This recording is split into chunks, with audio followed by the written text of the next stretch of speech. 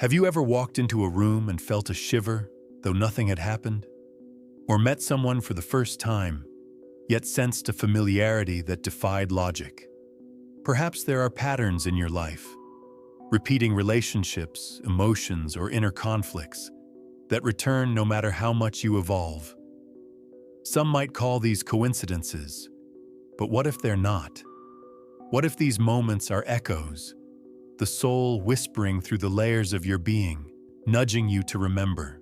You see, beneath your skin, beneath your thoughts, there is an ancient memory that lives inside you. Not in your brain, but in the energy centers that pulse quietly along your spine. Edgar Cayce, the sleeping prophet of the 20th century, believed these centers, known today as chakras, are more than metaphysical ideas.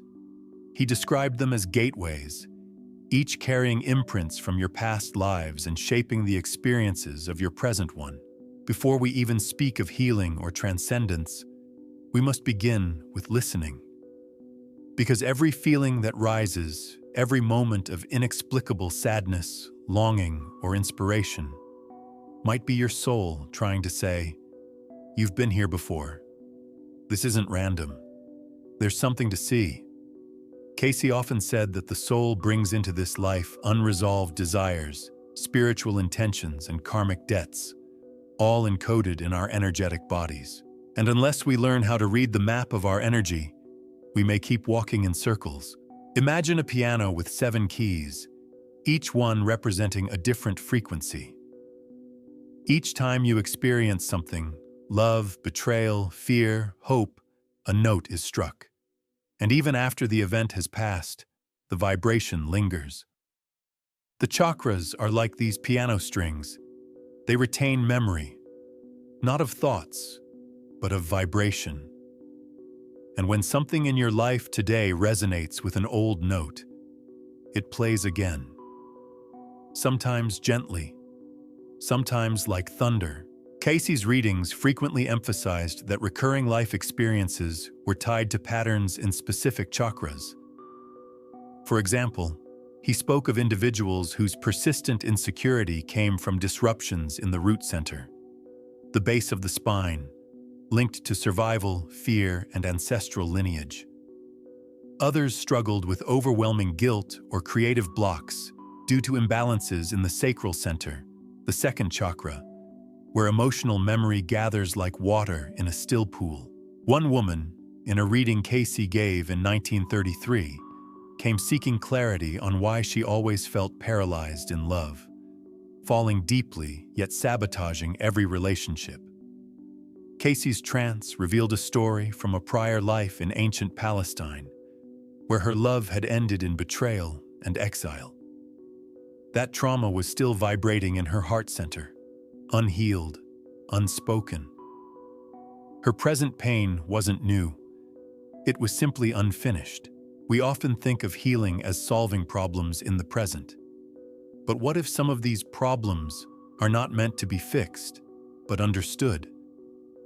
What if your anxiety is not a defect, but a doorway? What if your longing is not an emptiness, but a message? Cayce taught that each soul carries a blueprint, a purpose. But this purpose isn't downloaded all at once. It unfolds in layers, emotional, physical, and spiritual, and much of it is encrypted in our energetic system. He saw the body not just as a vessel, but as an instrument that the soul plays. When that instrument is out of tune, we hear the dissonance in our relationships, careers, or mental health. But when we learn to tune it, the melody of the soul begins to rise. And this tuning begins with awareness. Sit with that tension in your stomach, that ache in your chest, that tightness in your throat. Don't rush to label it. Ask it, where have you been before? What are you trying to tell me? The whispers of the soul are rarely loud. They emerge in dreams, in emotions, in synchronicities that make your breath catch. They speak when you're quiet. When the mind finally pauses, the energy body begins to stir. And if you pay close enough attention, you may find that what you call intuition is really your soul remembering its path through the corridors of time. The journey we're about to embark on isn't about fixing who you are. It's about remembering who you've always been and how each chakra holds a piece of that memory. As we move forward, you'll see that these energy centers are not mystical ornaments. They're real, and their influence shows up in your thoughts, your health, your relationships, your sense of purpose. So take a breath, not just with your lungs, but with your entire being. Let your awareness settle just a little deeper. And know this: you are not broken, you are remembering.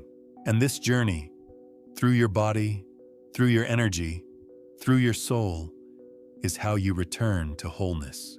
In the next section, we'll begin to unravel how Edgar Cayce saw chakras not as abstract symbols, but as literal interfaces between the spiritual and physical worlds.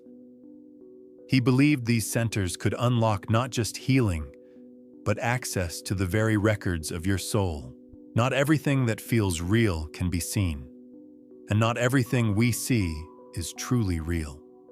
For centuries, seekers of truth have spoken of invisible rivers of energy flowing through the human body, currents of life that animate thought, emotion, and spiritual connection. But it wasn't until Edgar Cayce came along that the Western world began hearing a different kind of voice, one that described these energies not just as metaphors, but as structures, purposeful and measurable, existing in both the body and the soul's memory. To Cayce, the chakras, those spinning wheels of light known in Eastern traditions, weren't symbolic. They were mechanisms, interfaces, places where spirit touches flesh, where the unseen becomes the seen. He never used the word chakra directly in most of his readings, but his references to the 7 centers along the spine, the glands of the body as doors to spiritual perception, and the flow of energy through the endocrine system, all clearly pointed to what we now recognize as the chakra system. Each chakra, in Cayce's view, was intimately tied to a gland, an emotion, a soul lesson, and a spiritual function. They were like gateways, each one responsible for translating higher energies into earthly experience. They weren't just energy wheels, they were tools of transformation. And most importantly, they were the body's way of remembering the soul's journey across lifetimes. Let's put it this way. Imagine your soul as a vast traveler, passing through many lands, some joyful, some broken, some full of purpose, others lost in confusion. Each lifetime adds a layer of experience, but unlike memories stored in the brain, these soul memories are imprinted into your energy body, into the centers we call chakras. These aren't memories you can recall by thinking. They surface through patterns, through attractions, through irrational fears and overwhelming passions. You're not being irrational. You're being remembered, and your chakras are the keys. To understand this, let's go back to one of Cayce's most illuminating readings. In 1927, a man came to him troubled by chronic fatigue, chest tightness, and a deep sense of purposelessness.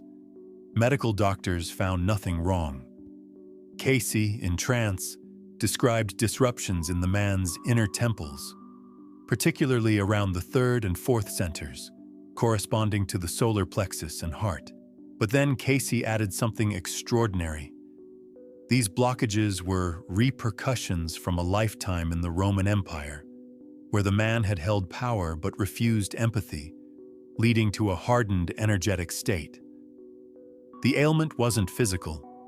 It was unfinished evolution. The healing required wasn't of the body, but of the soul's journey toward compassion.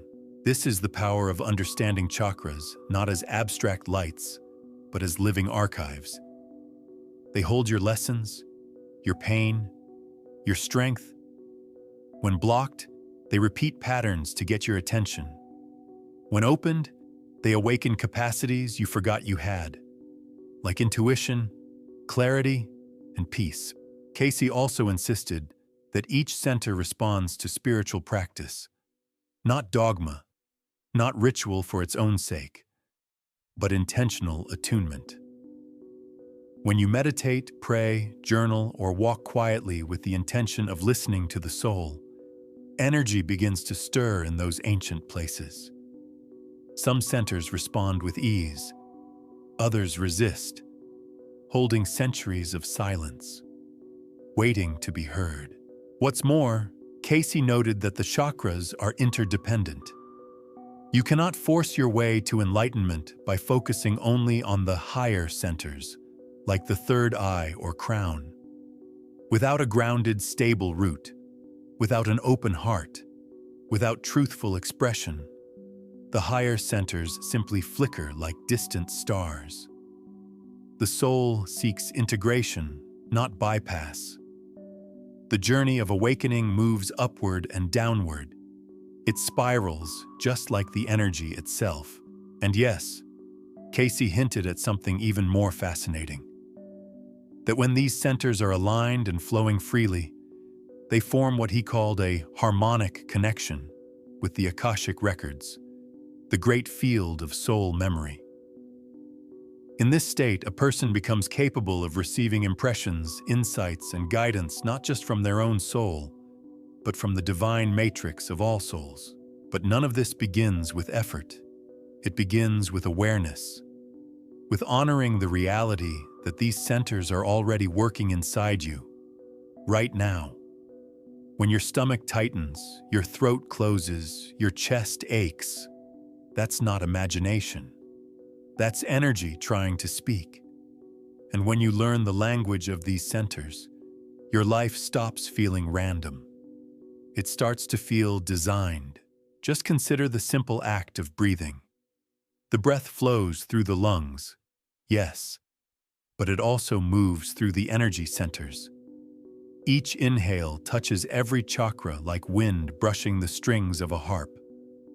If you've ever cried for no reason during meditation, if you've ever felt lightheaded when remembering something painful, if you've ever been moved to tears by beauty alone, your energy centers were responding. They know before your mind does. To Cayce, the body was the soul's greatest teacher. He said, "Know thyself, in body, in mind, in spirit, and you will know your path." And the chakras, those invisible yet intimate friends, are how we begin to know ourselves not as a name or a history, but as a soul remembering the way home. In the next section, we'll descend into the root of all things. The first energy center, the place where the soul first steps into matter, where fear, survival, and the seeds of karma begin their journey through the human form. There is a weight in the body that has nothing to do with muscle or bone. It sits at the very base of your spine, like an anchor buried deep in ancient ground.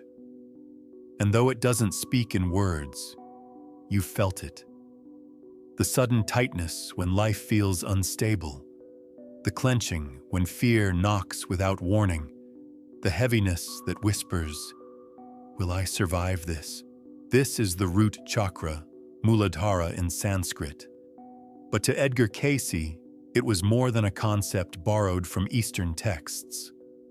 He saw it as the foundation of the soul's earthly incarnation, the place where spirit first steps into flesh, where karma is seated, where the echoes of tribal memory and ancestral struggle still hum through the bones. When Cayce gave readings about the body, he often began at the base. He described this area, linked physically to the adrenal glands and spinal nerves, as the center of manifestation. Not because it creates, but because it receives.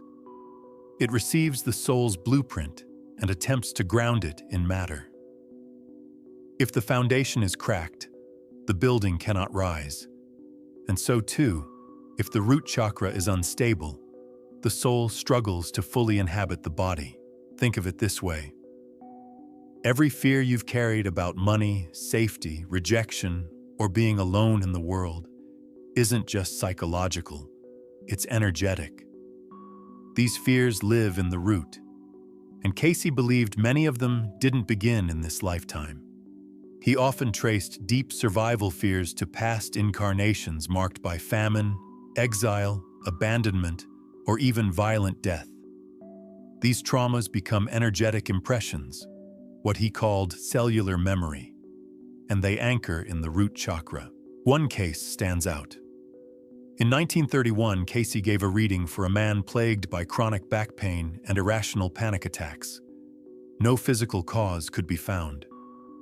But Cayce described a lifetime in early Britain during tribal conflict, where this man had died in a sudden raid. His village burned, his family lost. The trauma wasn't resolved, it was stored, and it showed up as tension and fear in his current life, buried not in his memory, but in his base center. Healing began only when the man acknowledged the fear wasn't about his current life. It was a story long unfinished. The root chakra also governs our relationship with belonging, family, tribe, ancestry.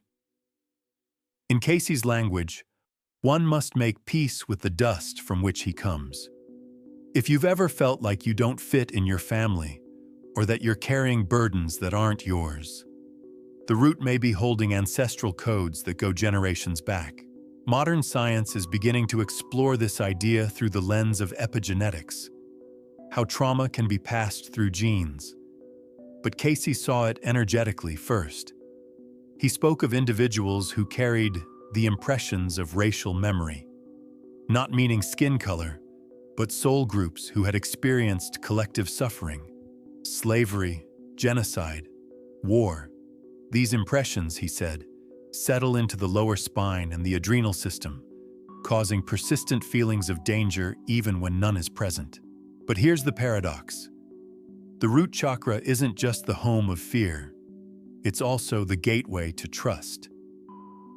True grounding comes not from pretending everything is fine, but from honoring the fear and choosing to stay anyway. Cayce often recommended practical tools for this: walking barefoot on earth, regular prayer and meditation centered on the lower spine, and healing work that included forgiveness of one's bloodline, not for their sake, but for the soul's peace. And grounding is more than a spiritual concept. When the root is stable, life begins to feel manageable. Bills still arrive, but they no longer feel like threats. Conflict still happens, but you don't crumble. You stop reacting like everything is life or death, because somewhere inside, you've remembered. This isn't your first time navigating difficulty. You've survived before. Cayce also linked the root to the red vibration, a frequency of activity, action, and endurance. People with blocked root energy often swing between apathy and anxiety. But when this center is flowing, it supports steady, focused movement. You don't rush. You don't collapse. You walk, as the saying goes, with feet on the ground, head in the stars. Let me tell you a brief story of someone who embodied this balance. Harriet Tubman, a woman born into slavery who escaped and returned many times to free others. Her courage was not blind. It was grounded. She knew the danger. She felt the fear. But she moved anyway. Her root was not just strong, it was aligned. She trusted in something deeper than circumstance, and that trust moved through her legs like purpose. We may not all face the dangers she did, but each of us carries a personal underground, a place where past survival stories still echo. The question is, do we build on that ground, or do we keep running? The work of the root chakra is to stay, to feel the shaking but not retreat, to honor the pain but not be defined by it, and to remember that being human, with all its vulnerability and limitation, is not a punishment. It is a choice the soul makes to grow. So take a breath deep into the belly. Feel where the body meets the earth. You are here. And being here is enough for now. Next, we rise slightly into the tides of the sacral center, where the soul remembers pleasure, pain, creativity, and the lessons it has learned through desire. There is a space just below your navel that seems to stir when emotions swell, when longing rises, when guilt sharpens, when joy floods in unannounced. This space isn't just a region of the body. It's a well, a pool, a reservoir where your emotional history lives. Cayce spoke of it not only as the seat of desire, but as the gate where the soul's memory of creation and destruction plays out across lifetimes. This is the sacral chakra, the second energy center. And unlike the root, which grounds us in survival and tribe, the sacral moves with the tides of feeling, intimacy, imagination, and experience. In Cayce's readings, this center, connected with the reproductive system and the gonads, was where the soul's choices about pleasure and responsibility come into balance. And when they don't, when the center is blocked or overloaded, we become strangers to our own emotional landscape. Many people carry pain here without realizing it. They think it's simply moodiness, or hormonal imbalance, or unexplained shame. But the sacral doesn't speak in medical terms. It whispers through creativity that won't come, intimacy that never feels safe, or passions that burn too hot and leave behind ashes. Cayce believed that many disruptions in this center stem from prior lifetimes in which the soul either misused desire or was punished for it. He once gave a reading for a woman in 1934 who struggled with recurring gynecological issues and an inability to connect emotionally with her partners. In trance, Cayce described a past life during a period of religious austerity in which she had renounced physical pleasure entirely, associating it with sin. That vow, made with conviction in one life, carried into the next, shutting down her sacral center, not out of trauma, but out of rigidity. Her healing came not through medicine alone, but through the act of permission. The soul allowing itself to experience life sensually, without shame. But that's not the only story stored in the sacral. There are also stories of betrayal, of loss, of innocence interrupted. For some, the second chakra holds wounds of abandonment in romantic love, repeating cycles of intense connection followed by sudden collapse. Others carry an unconscious fear of creativity, the idea that to create is to expose, and to expose is to risk judgment or failure. These patterns are not irrational. They are echoes, and the sacral center remembers them all. Cayce emphasized that this center was fluid by nature, like water. When blocked, it becomes stagnant. Emotions don't process, they collect. But when it flows, healing becomes organic. Tears come easily, but so does laughter. Dreams return, colors seem brighter, relationships feel safer, even if they're still messy. The key isn't to fix the center, it's to listen to what it's holding. There's something beautiful here too. The sacral chakra is not only where we feel, we generate.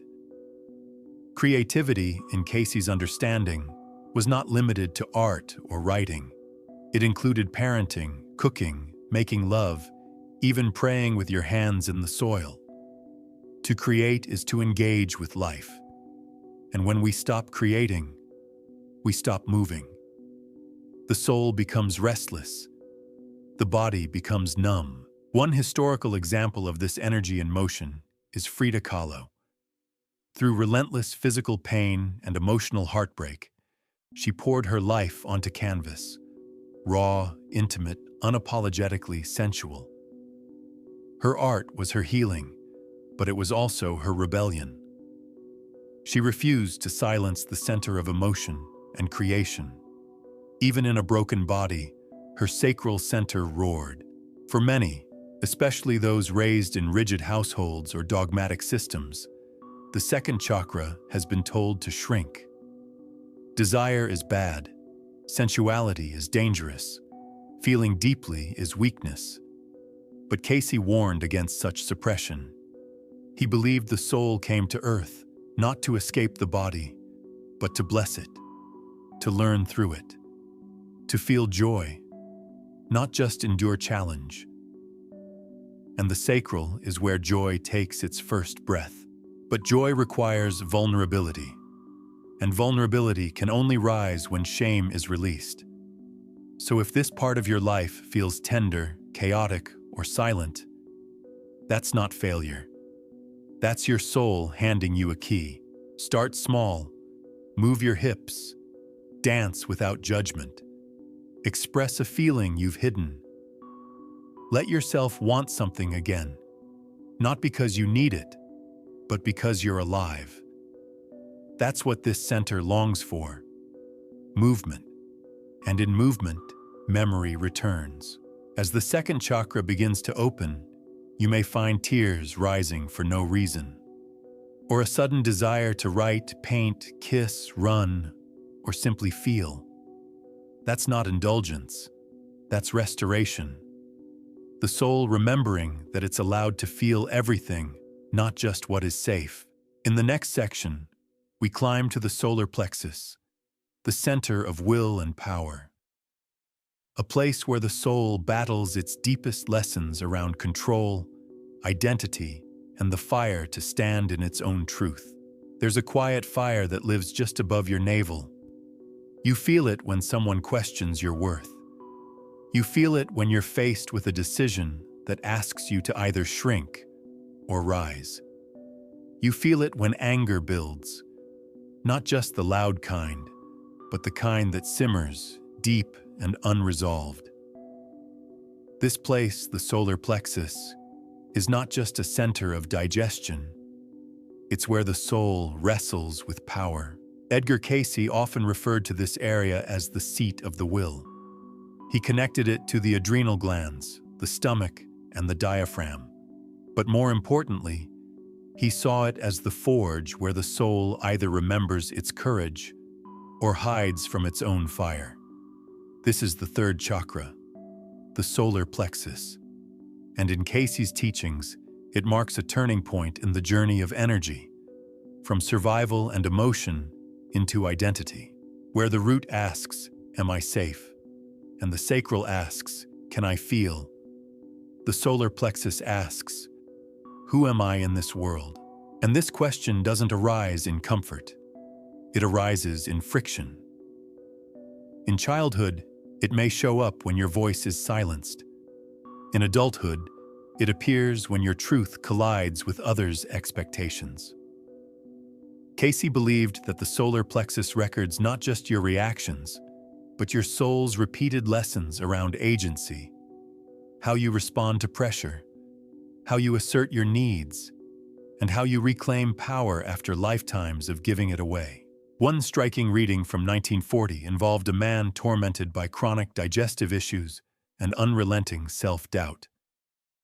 Cayce described not a physical root, but a karmic one. A prior life as a military leader whose misuse of authority led to betrayal and downfall. In this life, the soul had overcorrected, now afraid to lead, afraid to decide. His solar plexus, Cayce said, had been dimmed by memory. And healing would come not by avoiding responsibility, but by learning to stand in leadership with humility and integrity. You may have felt this imbalance too. Perhaps you've second-guessed every decision you make, or maybe you push too hard, needing to control every outcome. These are opposite extremes of the same imbalance. When the solar plexus is blocked, we collapse into fear. When it's overcharged, we burn others with force. Neither is the soul's path. Cayce taught that true power is inner alignment, not outer dominance. He used the metaphor of the sun. It radiates without effort, commands respect without speaking. When this chakra is balanced, you don't need to prove yourself. You don't react to every challenge. You simply know who you are, and that knowing guides your choices. But getting there isn't always graceful. The solar plexus is where old power wounds live. You may carry past life echoes of being controlled, enslaved, silenced, manipulated, or of having controlled others in ways that caused harm. These energetic residues don't vanish with time. They remain as patterns until they're seen. Take the story of Joan of Arc, a teenager who followed her inner voice against the tides of war, politics, and patriarchal authority. Her solar plexus blazed. She moved with certainty not because she was arrogant, but because she believed what she heard inside. That kind of clarity doesn't come from ego. It comes from soul memory, when the center of will aligns with the mission of the heart. Cayce often said, "The body is the temple, and the mind is the builder." The solar plexus is where the builder learns to choose, consciously, responsibly, consistently, and that process can be deeply uncomfortable.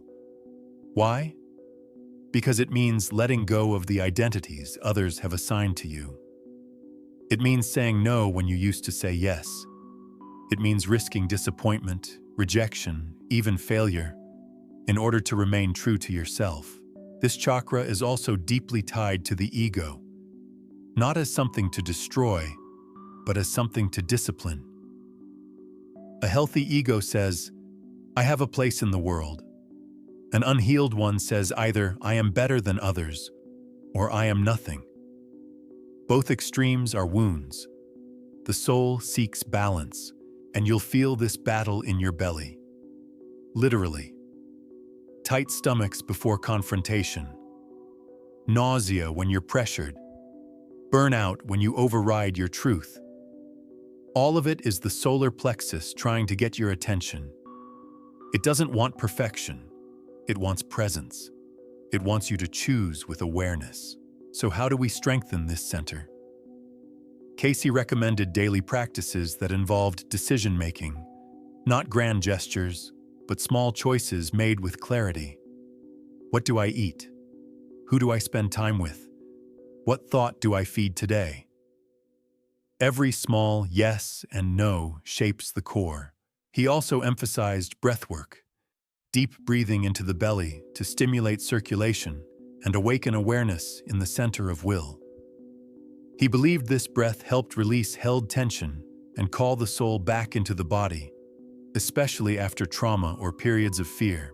When this center begins to heal, something shifts. You don't become invincible.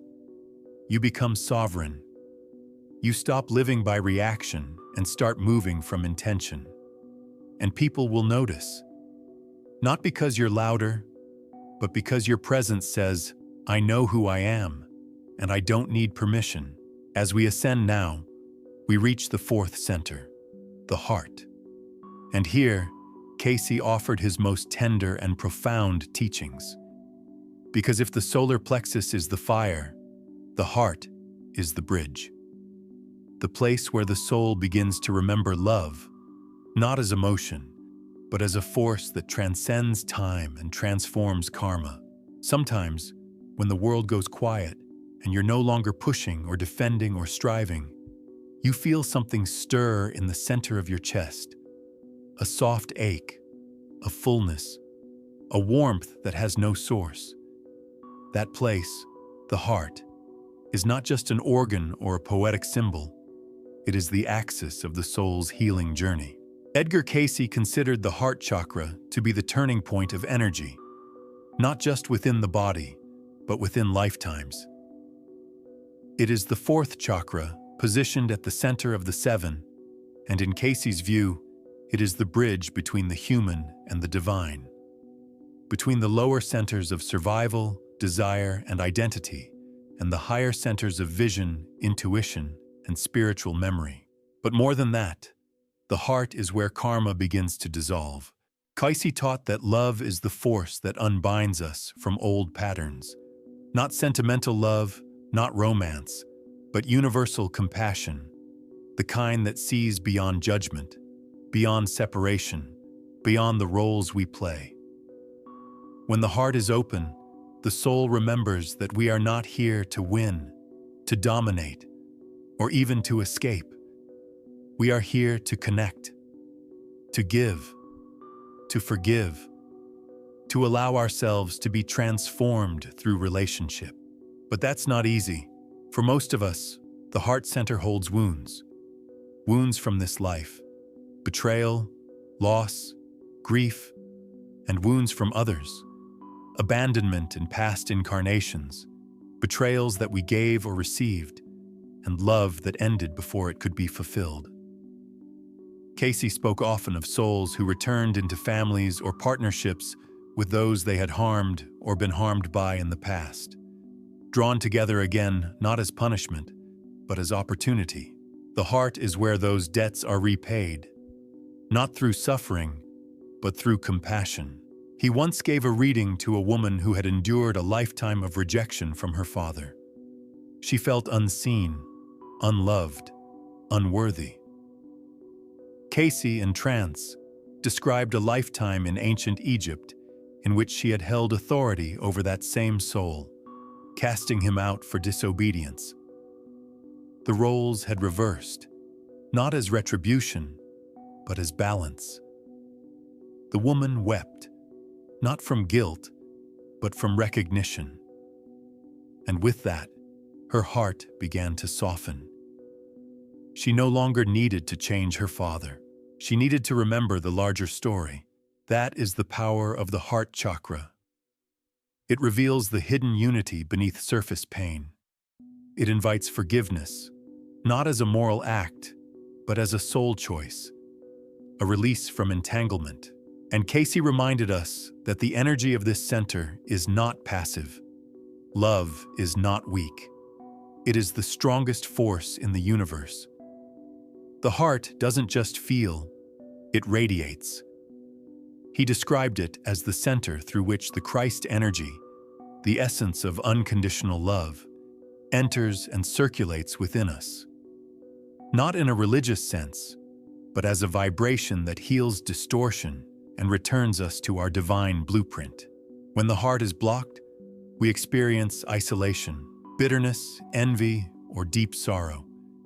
We become disconnected not only from others, but from ourselves. The soul's light dims, trust fades, even joy begins to feel suspicious. And yet, even then, the heart never closes completely. It waits, it listens, it remembers. You may have felt it in moments that surprised you. Tears during a piece of music, a sudden rush of love for someone you barely know, the instinct to forgive before the mind catches up. These are moments when the heart chakra opens, briefly, and the soul breathes again. Cayce emphasized practices of the heart, acts of kindness, silent prayer, gratitude, and most of all, presence.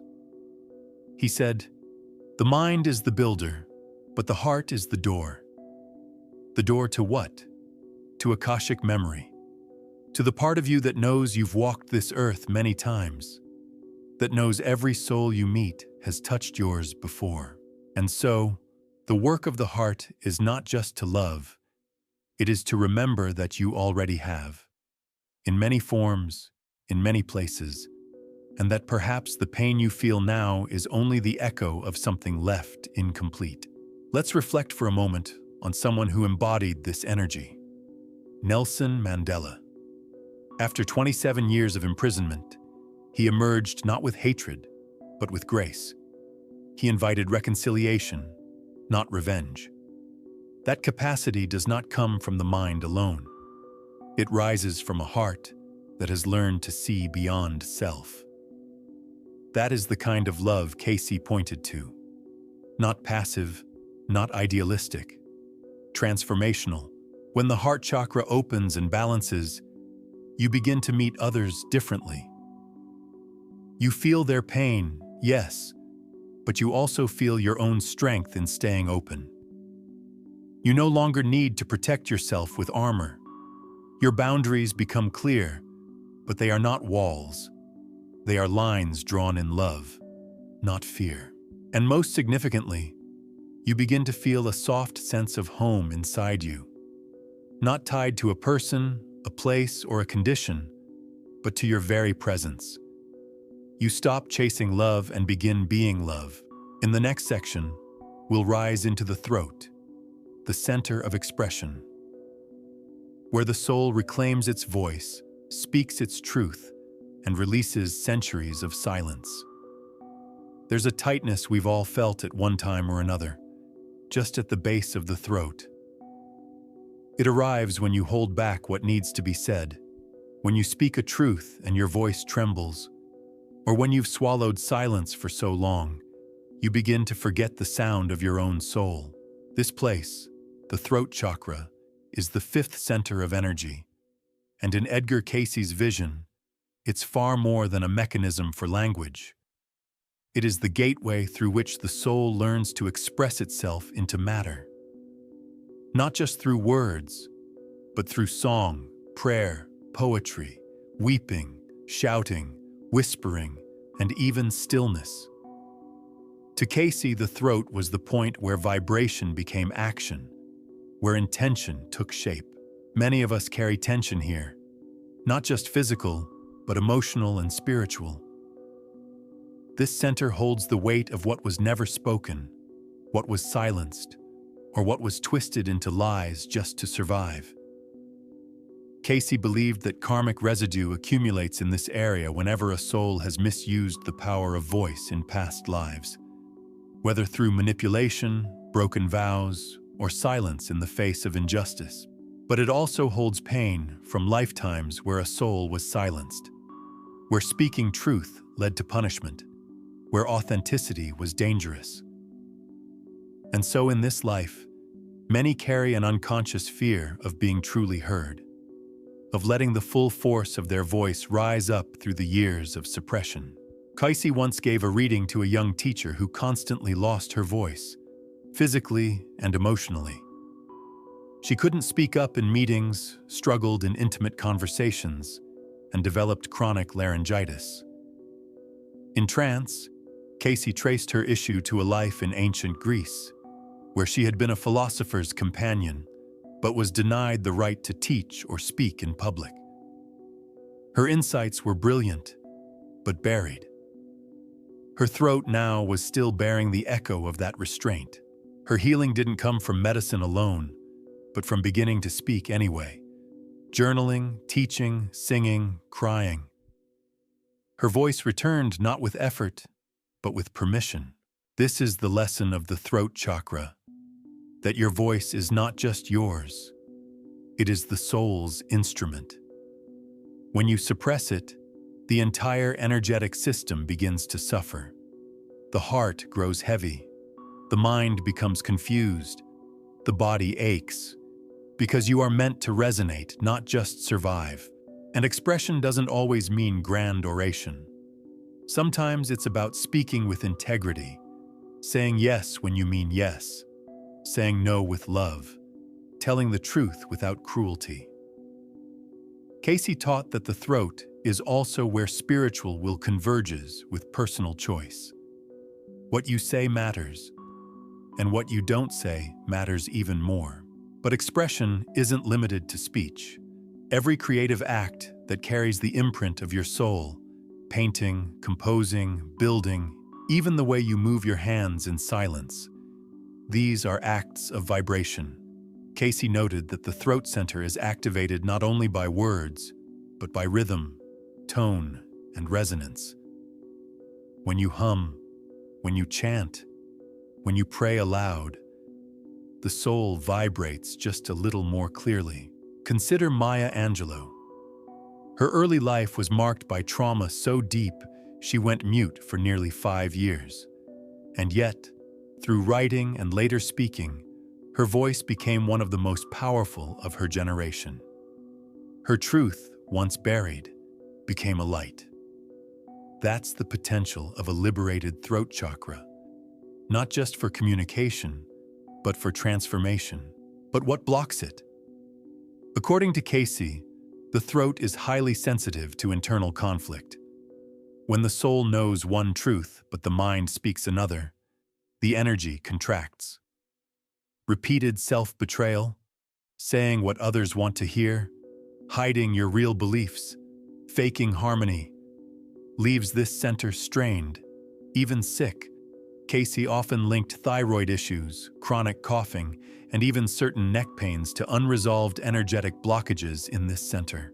So how do we begin to heal it? We listen, not just to others, but to the voice within. That quiet knowing, that ache that says, this isn't right. That surge that says, I have something to say. And then we take one step toward expressing it. You don't have to shout. You don't have to write a book. But you do have to stop lying to yourself. Try this. Write a letter you'll never send. Say the thing in front of a mirror. Sing in the car. Speak a boundary in your own kitchen. Every act of honest expression reopens the flow. And as it opens, something deeper begins to stir. Because Cayce taught that the throat isn't just about what you say, it's about what you channel. In this state, the voice becomes more than personal. It becomes sacred. You start speaking from a place that doesn't need to convince or defend. Your words carry a weight that others feel, not because they're loud, but because they're true. And from here we rise again into the brow center, the third eye, the seat of inner sight, the place where the soul stops looking outward for answers and begins to see. There's a kind of knowing that doesn't come from logic. You felt it before, when you just knew something was about to happen, or when you met someone and instantly sensed their truth beyond words. It's not imagination. It's not guessing. It's the third eye opening. And in Edgar Cayce's view, it's one of the soul's greatest gifts reclaiming itself. This is the sixth chakra, the brow center, often called the third eye. It sits between the eyebrows, and Cayce associated it with the pituitary gland and the seat of vision. But not physical vision. This is inner sight, soul sight. The ability to perceive meaning, symbols, patterns, and truth that the eyes alone cannot reveal. When this center is active, life begins to feel woven together by a hidden thread. You don't just see events, you sense their deeper purpose. You don't just react to people, you feel into what they carry, what they've lived. This isn't fantasy, it's perception without filters. Cayce described this center as the gateway between the conscious mind and the superconscious, that higher intelligence where your soul holds memory of every life it has lived. But here's the key. This perception doesn't come through force. It comes through quiet. Cayce often emphasized stillness, not the absence of noise, but the stillness within awareness. He would say that in true silence, the small voice speaks, not just from within you, but through you.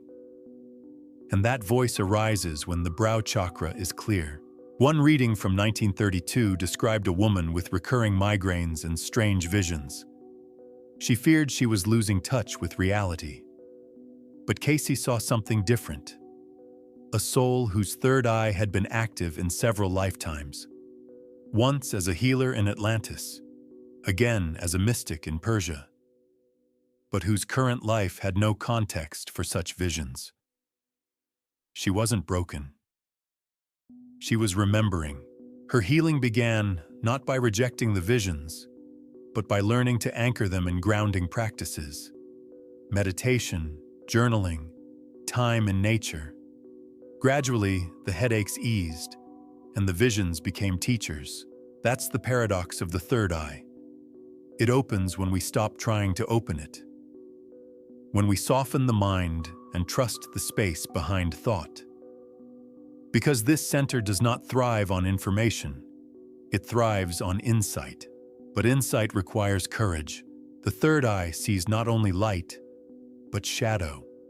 When it opens, you begin to notice the illusions you've been living under, the masks others wear, the patterns repeating across generations, the unspoken grief, the untapped magic, the systems built on fear. To see in this way can feel disorienting at first. The world seems different, but what's really happening is that the veil is lifting and the soul is beginning to guide the life. This is what Cayce meant when he said, "The soul knows and waits for the personality to catch up." He taught that this center is intimately tied to the Akashic Records. The more attuned your perception becomes, the more likely you are to receive impressions, flash images, dreams, or spontaneous knowings that come from beyond the physical self. Not as entertainment, but as guidance. Take Nikola Tesla, for example. He spoke often of seeing entire machines in his mind before building them. He described it not as invention, but as discovery, as if he were remembering technology from another time. Cayce would have described Tesla's brow center as highly active, a channel open to higher intelligence, unhindered by doubt. But most of us, Cayce noted, block this center with fear, skepticism, or overstimulation. When the third eye is clouded, we rely only on what we can touch, measure, or prove. We lose intuition, we dismiss dreams, we mistrust ourselves. To begin clearing this fog, Cayce suggested simple disciplines. Silence each day, a moment to focus between the brows, and reflection on symbols that arise in daily life. He spoke of dreams as the language of the soul and encouraged everyone to record them, not just as random images, but as messages worth decoding. You might notice synchronicities increase as this center awakens. Numbers repeating, meaningful encounters, sudden clarity. These are not coincidences.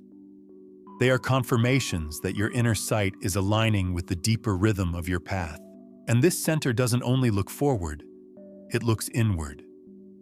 When active, it allows you to review your life with honesty, to recognize where you've betrayed yourself or turned away from your truth. It holds the capacity for self-reflection without self-judgment, a kind of gentle seeing that heals. More importantly, when aligned with the heart, the third eye begins to see others as souls, not enemies, not roles, not functions, but beings on a path, just like you. This is where compassion deepens, not as an idea, but as an experience. Cayce warned that trying to force this center open, especially through psychedelics or excessive spiritual ambition, could be dangerous. Without grounding and emotional maturity, the visions can become overwhelming. The soul's wisdom unfolds when it's time, not when the ego demands it. So if this center calls to you, start not by asking for sight, but for clarity. Ask to see your own illusions. Ask to know what is real beneath the noise. Ask to remember the truth you were born with, before the world told you who to be. And when the visions begin, welcome them like old friends. Not because they are dramatic, but because they are yours. Next, we reach the final center, the crown, where the soul's journey through the body comes full circle, and you remember your oneness with something greater than all thought. There are moments, rare, quiet, unmistakable, when something in you rises beyond yourself. A sense of awe in nature, a feeling of peace without cause, a knowing that you are connected to something far vaster than this body, this name, this life. These moments come not from thought, but from communion. And the center of that communion, according to Edgar Cayce, is the crown. The crown chakra, the seventh and final energy center, rests just above the top of the head. It's often depicted as a blooming lotus or a halo, not to suggest superiority or sainthood, but to represent openness. Openness to the divine. Openness to remembering. In Cayce's language, the crown was the seat of spiritual attunement. It is where your individual soul begins to remember its place in the whole. It's not a place of striving or doing. It's the still point where all striving ends and being begins. Unlike the other chakras, which focus on aspects of human experience, survival, emotion, power, love, expression, insight, the crown is concerned with integration, with unity, with dissolving the illusion of separation between the self and the source. Cayce described it as the point of entry and return. He said that before birth, the soul enters through the crown, and upon death, it leaves through the same doorway. But the true work of the crown chakra isn't just about transitions. It's about realization while still alive. It's about remembering who you are, not in the eyes of others, but in the eyes of the eternal. This isn't about religion. It's not about belief. The crown has no creed. It speaks only in silence, in presence, and it activates not through effort, but through surrender. Surrender in this context doesn't mean giving up. It means letting go of the illusion that you are alone, that you are in control of everything, that life is random. When the crown opens, even slightly, a shift occurs. You begin to live from a deeper rhythm. Synchronicities increase. Fear fades. Gratitude arises. Not because everything is perfect, but because you remember that life itself is sacred. Cayce often referred to the crown's connection to the pineal and pituitary glands, describing them as the light centers of the brain. He believed that when they were attuned and working in harmony, they acted like a receiver, much like a radio picking up a broadcast from what he called the creative forces. Some would call this God, the higher self, the oversoul, or the universal consciousness. Cayce wasn't strict on language. What mattered was the experience, the deep, wordless connection to the divine. One reading told the story of a man who had lived most of his life intellectually, a scientist who studied Cayce out of curiosity, not belief. But through meditation and a series of personal losses, he began to experience spontaneous moments of clarity, where time slowed, where ideas arrived fully formed, where peace descended without explanation. Cayce's guidance to him was clear. The crown has opened. Let it guide, not be grasped. And that's one of the paradoxes of the crown. It cannot be taken by force. It opens when the lower centers are balanced, when the heart is soft, the mind is clear, and the ego has learned to bow. It opens when we stop chasing enlightenment and begin living in alignment. It's important to note that this chakra doesn't disconnect us from the world. It reconnects us with it. Through the crown, we begin to see the sacred in the ordinary, the divine in every breath, the soul in every stranger. You begin to listen differently, to walk differently. You no longer need certainty because you trust the unfolding. This is why Cayce warned against spiritual pride. He said that those who become intoxicated by visions or power without grounding in humility would lose their way. The crown is not a badge, it is a blessing, and it blossoms most fully in those who seek not recognition, but reverence. So how do we nurture this center? Through quiet, through gratitude, through daily returning to the present moment, through creating space in your life for not knowing, through acts of devotion, whether it's lighting a candle, walking under the stars, or sitting in silence with an open heart. The crown opens where reverence lives, and when it does, something subtle yet permanent begins to shift. You no longer seek meaning in every experience. You see the meaning already present. You no longer try to fix the world. You contribute light, simply by your presence. This is not detachment. It's deep participation, a way of living that honors both the soul and the soil. You begin to feel that you are not just in the universe. You are the universe, becoming aware of itself through your eyes, your hands, your voice. As Cayce once said, "Know that the spirit is life, the mind is the builder, and the physical is the result." When the crown is open, life becomes the outward reflection of an inward alignment. Your days are no longer driven by fear or desire, but by quiet resonance with what is true. From here, we move into something extraordinary. The pineal bridge, the Akashic Records, and the gateway where all these centers begin to speak to one another, revealing not just healing, but history.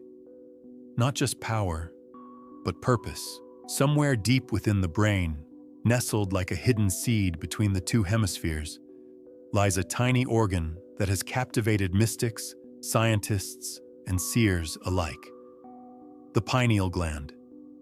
To the medical world, it's a regulator of melatonin and circadian rhythm. But to Edgar Cayce, it was far more than that. He called it a switchboard, the place where the soul's signal meets the body's machinery, a bridge between dimensions, a gateway to the Akashic Records. The Akashic Records, in Cayce's teachings, are not books on shelves or celestial libraries floating in the sky. They are a field, a vibrational archive, a living memory that records every thought, feeling, action, and intention of every soul throughout time. And Cayce believed that access to this field isn't limited to a chosen few. It is available to any soul who learns to listen through the centers, particularly through the awakened pineal. He taught that the pineal gland is the spiritual antenna, activated not through force, but through alignment. It does not open just because we meditate or chant or read sacred texts. It opens when the entire energy system, from root to crown, is clear enough to carry the soul's full current. When the chakras are aligned and attuned, the pineal becomes like a tuning fork, resonating with higher truth, pulling in fragments of memory that don't belong to the five senses, but to the eternal self.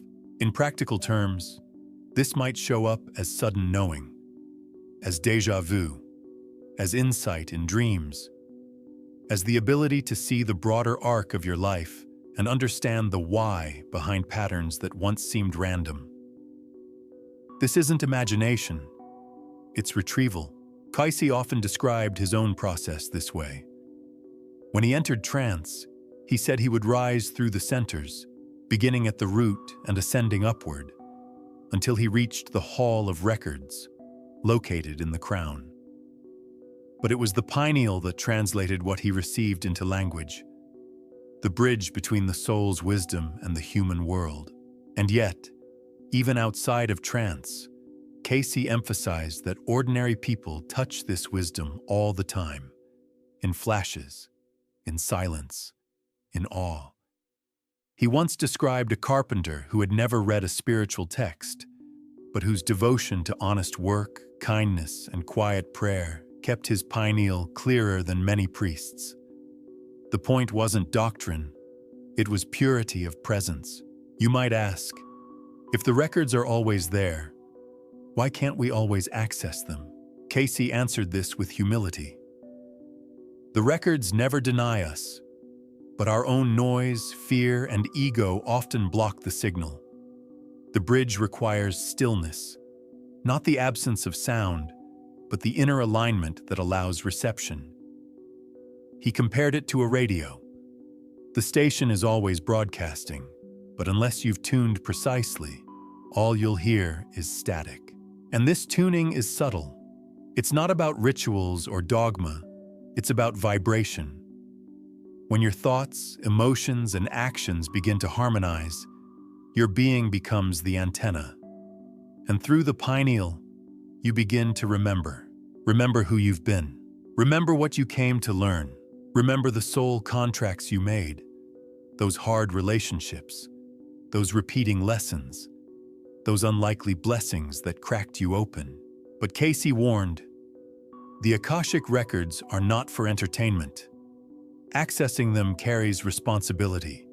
The information must be used for healing, not for pride. For growth, not control. For alignment, not escape. When the pineal bridge is active, you may begin to receive insights about others as well, not to judge or diagnose, but to understand. Compassion deepens, judgment fades. You start to see that everyone is playing out a soul story far older than this lifetime. Even those who hurt you, even those you struggle to forgive. This doesn't mean condoning harm. It means seeing beyond it, seeing the arc of a soul's evolution. That vision is what the Akashic Records offer. Not just data, but perspective. The long view, the wide river, the eternal return, and the pineal gland is the crossing point. Let's consider the life of Leonardo da Vinci, a scientist, artist, inventor, and mystic. He once wrote of receiving visions in dreams that guided his hands. His notebooks contain ideas centuries ahead of his time. Cayce would say Leonardo's pineal bridge was wide open, his energy system so refined that he could pull from the Akashic field with ease. He wasn't guessing. He was remembering. You may not paint the Mona Lisa, but the same bridge exists within you.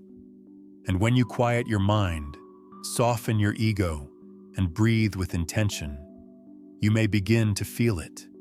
An inner light, a subtle pull, a whisper that says, "You've been here before." So how do we care for this bridge? Cayce recommended simple practices: daily silence, prayer not of petition but of attunement, gentle breath work that rises from root to crown, and a life lived in alignment with values: kindness, patience, honesty. These aren't moral rules. They're vibrational pathways that clear the static and tune the soul. And when the pineal begins to open, something else happens. Your chakras start communicating, not as isolated centers, but as a system, a map. Each one begins to reflect the others. Each one offers clues to the whole. That's where we're headed next. The realization that your energy centers are not just healing stations. They are chapters in your soul's story. Together, they form a map, a guidebook, a memory that leads you home. What if your body is not just a vessel, but a map? What if the tingling in your chest, the tightness in your throat, or the weight in your belly are not random sensations, but landmarks? Edgar Cayce believed that each chakra, each energy center, tells a part of your soul's story. And when viewed together, they create a full picture, a map of your soul's evolution through lifetimes. This is not a map you study with your eyes. It's a map you feel with your being, one that unfolds as you listen inward. Because according to Cayce, your energy system doesn't just reflect your current emotional state. It carries imprints of everything you've ever been. Every decision, every lesson, every unresolved pattern. It's all there, woven into the frequencies of each chakra. Think of the chakras as soul memory centers. The root, where you faced survival, where you learned to stay in a body or to run from one. It holds fears about safety, rejection, and the primal sense of belonging, or exile. The sacral, where you felt passion, betrayal, sensuality, and creativity. It holds the echoes of old loves, lost children, and desires pursued or denied. The solar plexus, where you stood in your power or didn't, where you gave orders or obeyed them, where your identity was formed by victories or broken by shame. The heart, where you risked love, where you were forgiven, or where you held back forgiveness. where grief buried its weight and compassion tried to lift it. The throat, where you spoke truth or silenced it, where you sang, screamed, lied, or promised, where your voice still echoes from centuries ago, asking to be heard now. The brow, where you saw truth beyond form, where you dreamed, divined, or denied your own intuition, where illusions fractured or insights guided generations. The crown, where you remembered who you really are, where you opened, not up, but inward, where the soul met the infinite and remembered its origin. Each chakra is a story. Each one holds a lesson. And Cayce believed that together, they create a pattern, a kind of karmic blueprint that repeats until healed. This is not punishment. This is design. The soul chooses the body, the family, the timing, the path, not because life is meant to be easy, but because it's meant to be evolutionary. And once you begin to see this pattern, life stops feeling random. You realize that the chronic throat issue, the troubled relationships, the recurring dream are all interconnected. The solar plexus tension may stem from unspoken grief in the heart. The blocked creativity in the sacral may trace back to fear stored in the root. Nothing is isolated. The map reveals relationships between wounds, and that's the key to healing. Cayce often spoke of the law of cause and effect, not as a moral system, but as a vibrational pathway. When energy is distorted in one center, it distorts the flow through the rest. But when one center heals, it sends ripples of coherence through the whole field. Take, for example, a woman Cayce read for in 1943. She struggled with depression, thyroid imbalance, and a sense of disconnection. Cayce traced the root not to physical illness, but to a blockage in her heart and throat centers, carried over from a life where she had betrayed someone she loved by staying silent. The karmic residue wasn't just guilt, it was energetic fragmentation, and it showed up decades later as both physical and emotional disharmony. Her healing came through expression. She began writing letters, even to people no longer alive. She sang again. She forgave herself. And slowly, her physical symptoms began to ease. This is not mysticism. It's energetic intelligence. The chakras are not mystical ideas floating in the ether. They are real. They are functional. And they speak through your body every day. Have you ever felt something shift after crying? That's the heart releasing.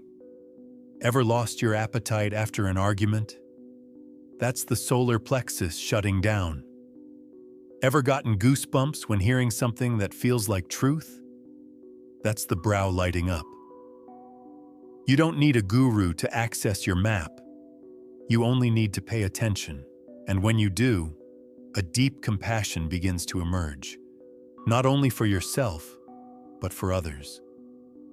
You begin to see that every person is walking around with their own map, their own unhealed root, their own aching heart, their own silenced voice. And from this place, judgment fades, blame dissolves. You begin to walk differently, more slowly, more kindly, more awake. Cayce believed that healing wasn't about fixing brokenness, but about realignment with the soul's original blueprint. That blueprint is never lost. It simply gets buried beneath layers of pain, story, and forgetfulness. The chakras help uncover it, not by telling you who to be, but by revealing who you already are beneath the wounds. So the question is, what does your map say? Where are you carrying echoes? Where have you stopped listening? Where does the energy flow freely? And where does it clench? This is the invitation to become an explorer of your own sacred terrain, to treat every sensation, every emotion, every repeated pattern not as a problem to fix, but as a message to decode.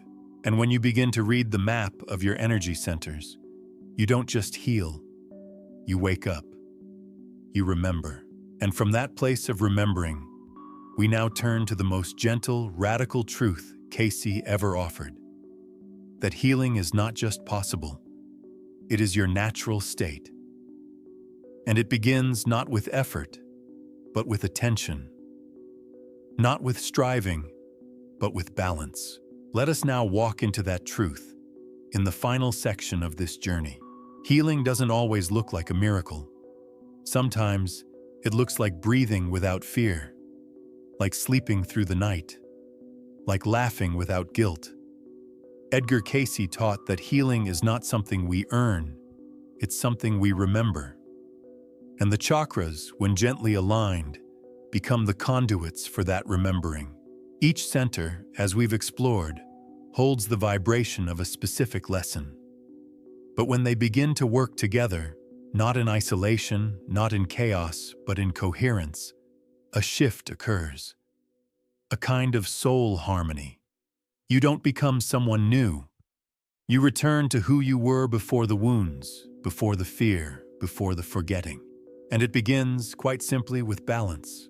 Cayce never said the chakras must be perfect. He spoke instead of flow. Energy is meant to move, not to stagnate, not to explode, but to circulate. Like breath, like light, like life itself. Blocked energy leads to patterns. Patterns become symptoms, and symptoms, over time, can harden into illness, not just of body, but of spirit. But the reverse is also true. When one center clears, others begin to stir. When the heart softens, the throat begins to speak.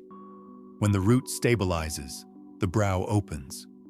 When the sacral dances again, the crown begins to bloom. Healing is never linear. It spirals, gently rising through the system, like a song remembered in fragments and slowly sung whole again. Cayce emphasized that true healing is holistic, involving the body, the mind, and the spirit. The chakras offer a framework for this integration. They do not bypass medicine, but they illuminate what medicine alone cannot reach: the origin of the imbalance. Let me tell you about a young man in one of Cayce's most poignant readings. He was plagued by severe asthma and anxiety. No treatment had helped. Cayce described his solar plexus and throat centers as being in conflict. His will was trapped, and his voice was suppressed. But what shocked the man wasn't the diagnosis. It was the story behind it. Cayce spoke of a life in 18th century Europe, where this man had been a writer whose words incited rebellion. He was imprisoned, silenced, eventually executed. In this life, he had returned with a subconscious fear of being heard and of owning his truth. His body, Cayce said, was reacting to an old energetic trauma, gasping not just for breath, but for permission. As the man began daily meditation, gentle breath work, and eventually began writing again, just for himself, his symptoms began to ease. The healing didn't come from curing a disease. It came from unlocking the soul's voice. That is what healing through the chakras offers. Not a promise of perfection, but an invitation to participate, to become the healer of your own field. And you don't need a guru. You don't need incense or mantras or a distant retreat. You only need to listen to your body, your emotions, your dreams, your resistance, your desires. Each holds a thread. Each leads back to a center, and each center leads back to the soul. Cayce taught that when we align our energy, we become vessels, not just of health, but of light. People feel it, not because we preach, but because our presence begins to heal others simply by resonance. This is not mysticism. It is energetic law. A calm heart calms the room. A clear throat clears misunderstanding. An open brow sees what's unspoken. A grounded root stabilizes those around it. This is how healing spreads, not through sermons, but through presence. And in that presence, the Akashic memory begins to surface, not just in flashes, but in living truth. You begin to make decisions with inner clarity. You stop repeating cycles. You feel what's yours and what's not. You stop asking, "What's wrong with me?" and start asking, "What am I here to learn?" And that question alone begins to rewrite your vibration. Cayce reminded us often, spirit is the life, mind is the builder, and the physical is the result. When spirit flows freely through the centers, the mind builds in alignment, and the body, over time, reflects that harmony. So where do you begin? You begin with one breath, one feeling, one center. You place your hands on your chest and say, "I am listening." You sit with your belly and whisper, "You're safe now." You close your eyes and let your brow rest, not to see more, but to strain less. You let the crown open not like a gate, but like a flower, when the time is right. And in this simplicity, the sacred returns. You are not broken. You are remembered. You are not waiting for healing to come. You are becoming it, one center at a time. Now, as this journey comes to a close, we'll pause together for one last moment. Not to summarize, not to analyze, but to reflect. To let it all settle. To allow the body and soul to meet in stillness once more. Let's step quietly into that final space. Some truths are not learned, they are remembered. Not because someone taught them to you, but because they were always waiting inside you.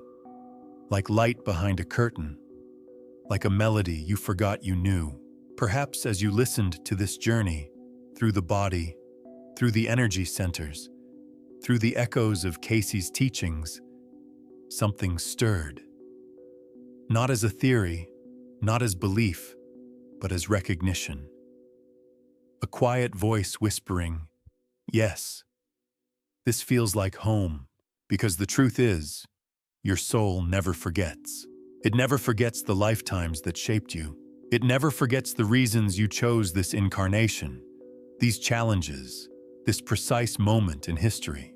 It never forgets how to heal. All it needed was your attention. You've walked through 7 gateways. You've touched the weight of survival, the tenderness of emotion, the fire of power, the depth of love, the strength of truth, the clarity of vision, and the mystery of communion. And maybe, just maybe, you've begun to see your life not as a series of random events, but as a map of return. A return to what? To wholeness, to integrity, to the soul that has been quietly carrying you through it all. The chakras aren't abstract. They aren't just colors or symbols on a chart. They are living centers, pulsing with memory and meaning. They are the places where your soul and your body negotiate this life, where old patterns rise and fall, where new choices can be made. And you don't need to be perfect. You only need to be present, to feel even when it hurts, to pause even when it's inconvenient, to speak truth even when it shakes, to love even when you fear the risk. Cayce never claimed to hold all the answers. He simply reminded us that we are more than we appear, that beneath the confusion and the noise, each of us carries access to the sacred, through breath, through awareness, through the soft reawakening of energy moving as it was always meant to. So take this with you, not as doctrine, but as an invitation. When your chest aches, listen. When your gut clenches, ask why. When your voice trembles, let it speak anyway. When your thoughts blur, soften into stillness. And when you don't know the way forward, return to the body. Return to the centers. Return to the quiet intelligence pulsing just beneath the surface. Because the Akashic Records are not far away. They live within you, in your patterns, in your sensations, in your longing to become whole. This isn't new information. It's ancient. It's yours. And maybe you've always known. Maybe the soul already remembered. It was just waiting for you to remember too. And now that you have, take one more breath. Feel your center and let the healing continue, because the journey never ends, only deepens, only softens, only returns. Perhaps you've always known this, only now you're remembering it again.